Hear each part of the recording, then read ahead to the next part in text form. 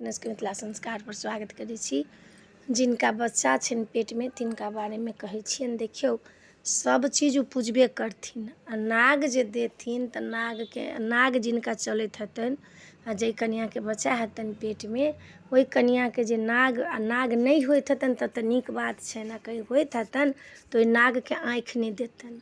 जिनका बच्चा हेतनि पेटमे तिनका, आ जिनका नहीं हेतनि तिनका कोनो बात नहीं। जिनका बच्चा छनि पेटमे ओ नागके आँखि नहीं देथिन। कैला आँखि नहीं दै छै जिनका बच्चा रहै छै पेटमे, नागके आँखि नहीं लोक देखै छै। जकरा बच्चा पेटमे रहै छै ओहुना लोक साँप नहीं देखऽ लए जाइ छै नागके। तऽ ताहि दुआरे ओ जे छथिन सबटा विध करथिन, लेकिन धागा बान्हयवला विध नहीं करथिन। जे वस्त्र पहिरायल जाइ छनि वासुदेवके आ सावित्रीके, जे वस्त्र पहिरायल जाइ छनि से धागा बान्हयवला काज नहीं करथिन। ओ धागा नहीं बान्हथिन। कतला पेटमे बच्चा रहै छै तऽ कोनो चीजके लोक बान्ह छान नहीं करै छै। कतौ होइ छै ने पोटली तोटली लोक बान्है छै, सेहो नहीं लोक बान्है छै। आ नहीं किनको गौरी, अहाँ ककरो पेटमे बच्चा छै, अब कहथिन सोहागिन छथिन गौरी बना देथिन, से गौरियो नहीं बनेथिन। जिनका बच्चा रहथिन 2 जान भऽ जाइ छलै, तब जिनका बच्चा रहथिन से गौरी नहीं बनेथिन, दोसर सोहागिन गौरी बनेथिन।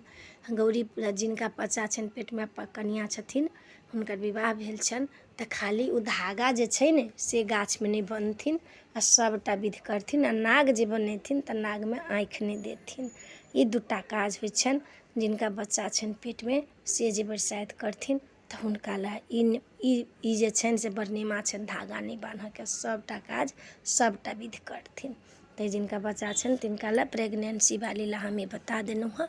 अपने सबके नीक लागत चैनल सब्सक्राइब करब, लाइक करब, कहऽके नहीं बिसरब। जय मिथिला, जय माता जी।